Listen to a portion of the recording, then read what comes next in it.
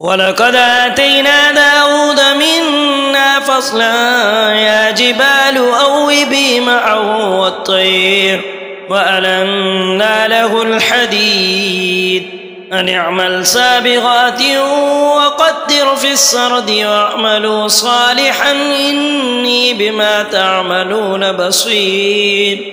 ولسليمان الريح غدوها شهر ورواحها شهر وأسلنا له عين القطر ومن الجن من يعمل بين يديه بإذن ربه ومن يزغ منهم عن أمرنا نذقه من عذاب السعير.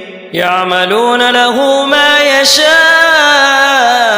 من محاريب وتماثيل وجفان كالجواب وقدور الراسيات. يعملوا آل داود شكرا وقليل من عبادي الشكور.